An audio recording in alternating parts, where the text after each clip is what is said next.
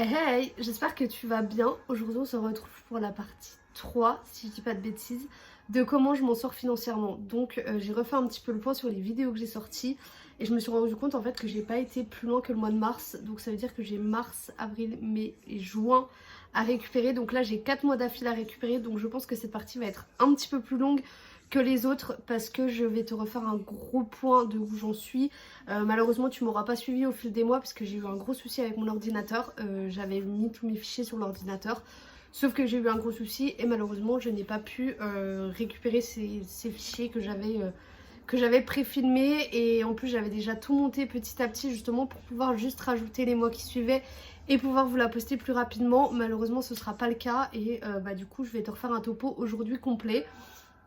Donc du coup je vais essayer de me remettre en tête toutes les factures que j'avais d'avant, tout simplement pour essayer tout simplement de te montrer quand même l'avancée.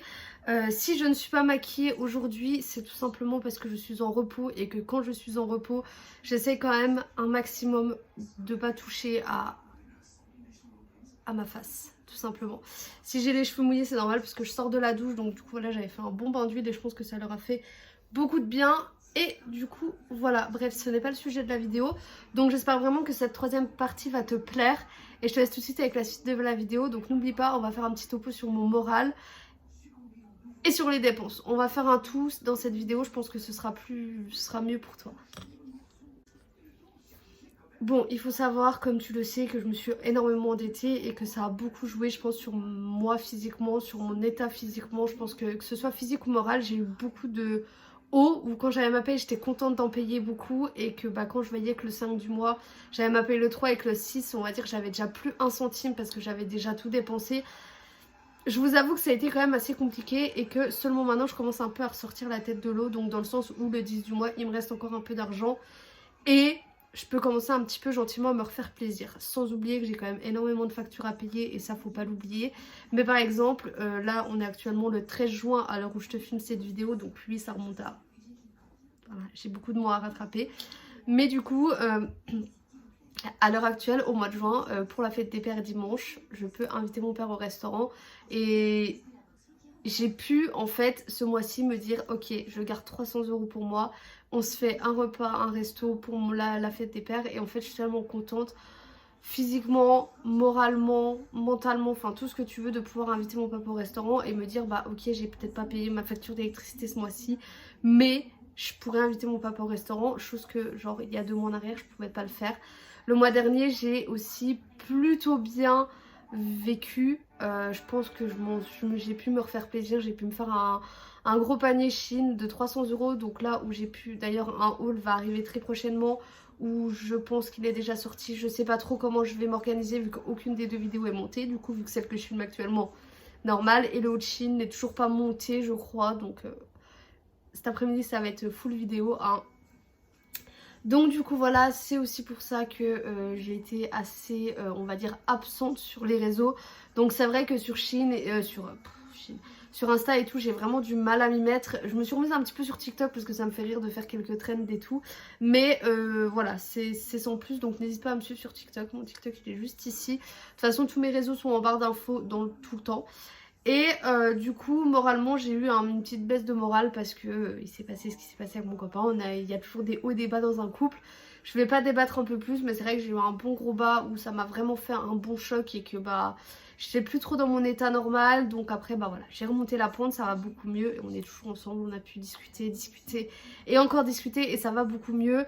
Mais voilà, c'est pareil, je me sens plus aussi bien qu'avant dans cet appartement, donc j'ai l'impression d'avoir besoin de renouveau, de retrouver un nouveau petit cocon. Donc du coup voilà, ça je pense que ça va être des projets plus pour la rentrée fin de l'année, mais j'ai pas trop envie de déménager en hiver, donc je pense que ça va être pour l'année prochaine. Faut que j'arrive à accumuler un petit peu d'argent de côté parce que ça devient un petit peu compliqué quand même. Sans oublier que il faut absolument que je me rachète une voiture parce que ma voiture là commence vraiment, mais vraiment fortement à être un petit peu morte. Et dernière petite précision avant d'entamer vraiment le sujet des finances. Donc du coup je m'étais basée sur juillet-août que tout allait être terminé de payer. Donc il faut savoir que je me suis bloquée, je me suis privée. J'en ai chier, vraiment il n'y a pas de terme, pendant 6 mois où j'ai pas dépensé un seul centime, que j'ai essayé d'en monter la pente, d'essayer de m'arranger avec tous les paiements et tout, et que tout ce qui était vraiment en retard, mais genre quand je vous dis en retard c'est d'1 an, donc ça veut dire qu'en 6 mois j'ai régularisé 1 an de factures en retard. Et je vous avoue que le mois dernier j'ai craqué et que j'ai fait une grosse commande Chine. Donc voilà, donc ce qui a coûté que j'ai pas pu rembourser encore certaines factures. Après il faut quand même savoir qu'on mange, on arrive à manger, j'arrive à mettre de l'essence dans ma voiture, j'arrive à payer mes factures mensuellement. Donc déjà ça c'est déjà beaucoup mieux. Donc du coup là à l'heure actuelle, là maintenant tout de suite, je vais te montrer où j'en suis vraiment. Donc je vais pas te remettre le tableau et tout parce que je te montrerai le tableau. Mais faut que je reprenne un petit peu mon ancienne vidéo pour voir un peu où j'en étais, parce que je sais plus trop toutes les factures que j'avais, pour pas trop vous mentir. Donc du coup, let's go. Bon du coup, comme tu le sais, j'avais un paiement AXA de je ne sais plus quel montant où je payais 180 € je crois par mois. Donc tout ça, ça a été régularisé, c'est terminé. J'avais également EDF, un montant de 240 € je crois le mois dernier, jusqu'au mois dernier. Donc c'est terminé également, j'ai tout fini de payer cette partie-là. Donc en gros, tous ces gros montants là que j'avais pu faire en paiement en plusieurs fois, c'est régularisé. Et à l'heure actuelle, à la seconde où je vous parle, tout mon tableau mensuel est en vert. Donc c'est à dire que j'ai pu régulariser toutes mes factures EDF que j'avais un petit peu en retard, genre du mois d'avant, mes prêts où j'ai pu peut-être accumuler 1 ou 2 fois ça.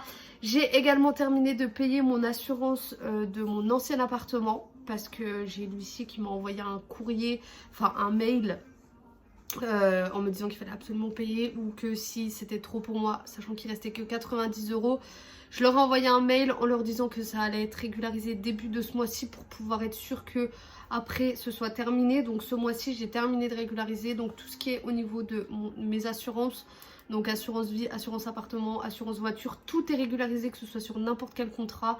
Donc là je n'ai plus aucune dette envers eux, donc déjà ça c'est très bien.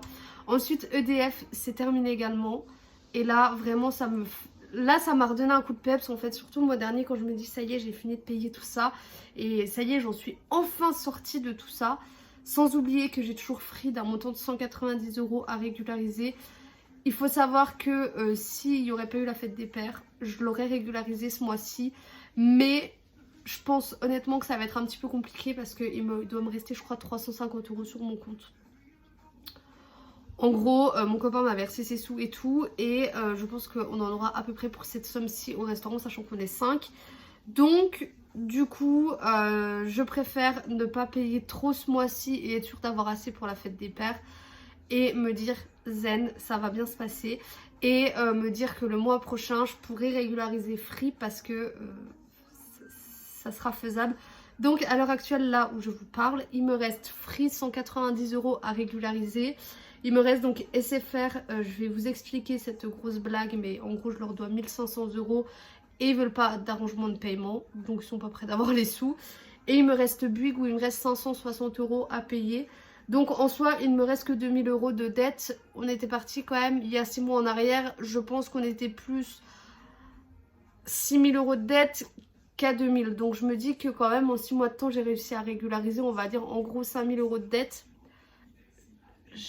Je dis en gros, ça se trouve c'était sûrement un peu moins, mais j'en avais vraiment de partout. Vraiment, il y avait des factures qui n'étaient pas rentrées dans le tableau. J'avais plein de factures aussi à côté à payer, donc c'est pour ça. Donc du coup, j'avais aussi plein de PV, vous savez, de stationnement à Nancy. D'ailleurs, j'en ai plus en ce moment, donc je touche du bois. Je touche vraiment du bois parce que honnêtement, je m'en suis pas repris depuis au moins 2 mois, je crois. Donc du coup j'ai terminé de tout régulariser et je voulais aussi ce mois-ci régulariser ma mutuelle, donc enfin ma mutuelle, mon ancienne mutuelle, parce que comme tu sais, vu que maintenant je travaille, enfin j'ai toujours travaillé dans un restaurant, mais où j'étais avant, ma mutuelle n'était pas obligatoire, mais il me fallait quand même une mutuelle. Donc du coup là il faut savoir que ma mutuelle est obligatoire avec mon travail, chose que dans mon ancien restaurant aussi ça aurait dû être obligatoire mais ça l'était pas. Donc du coup ce que j'ai fait, c'est que je les ai appelés parce que j'avais pas de nouvelles sur la rupture de contrat que j'avais fait, et je les ai appelés et en fait ils m'ont demandé en fait une attestation tout simplement de mon employeur en me disant que c'était vraiment obligatoire et depuis quand j'ai cette mutuelle là et si elle est vraiment obligatoire et tout. Donc du coup chose demandée, chose faite, je l'ai reçue, enfin mon patron me l'a faite, il me l'a faite samedi, donc du coup il faut que je le renvoie par mail, donc il faut que je prenne une photo bien claire, bien nette parce que j'ai pas de j'ai pas de scan pour la scanner sur mon ordinateur. Donc du coup voilà, j'ai l'adresse, donc du coup ça c'est top. Donc je me dis que au moins déjà ça c'est réglé, on n'en parle plus et c'est fait quoi. Déjà ça au moins ce sera envoyé et du coup ils vont voir la différence avec de quand j'ai voulu résilier, parce qu'en fait je leur dois beaucoup plus que ce que j'avais prévu. Je pense qu'à l'heure actuelle je crois que je leur dois 300 euros, je crois, ou 400 euros même. Mais sachant que moi j'ai demandé une résiliation et que elle est toujours pas résiliée à l'heure actuelle parce que tout simplement je n'avais pas cette attestation. Mais si j'aurais jamais appelé pour savoir pourquoi c'était toujours pas résilié et savoir combien je leur devais, j'aurais jamais eu cette attestation parce qu'ils me l'avaient jamais demandé en fait de base. Donc du coup maintenant que j'ai cette attestation, je vais leur envoyer par mail et seulement à ce moment là ils vont me faire un récapitulatif de si je leur dois encore quelque chose ou si c'est eux qui me doivent quelque chose. Et je pense honnêtement que c'est eux qui vont me devoir quelque chose. Je veux pas m'avancer trop vite hein, mais je pense que c'est eux qui vont me devoir quelque chose. Affaire à suivre, on verra, tout dépend. On verra, mais s'ils me doivent des sous, je pense qu'ils vont m'en devoir énormément. Parce que si on se base vraiment depuis quand j'ai ma mutuelle, je pense que ça va saigner, vraiment. Donc du coup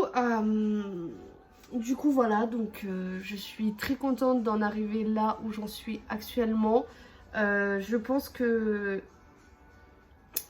au mois d'août je vais encore pouvoir payer peut-être pas mal de choses. Donc je vais pas en arriver au stade de vouloir payer Bouygues entièrement. Mais je pense que fin août, jour où il me restera plus que SFR à payer. Et je me dis que fin de l'année, ça devrait bien se passer et que ma fin d'année devrait plutôt bien se passer. Ça devrait être...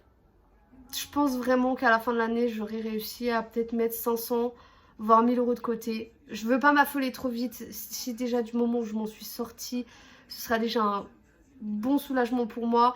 Sans oublier aussi que malheureusement, je suis fichée Banque de France à cause de ma banque. Enfin, à cause, c'est de ma faute. Tout simplement parce que j'ai 2 prêts chez eux à la caisse d'épargne. Je sais pas si j'ai le droit de citer les banques comme ça. Bref, vous ferez comme si vous n'avez pas entendu.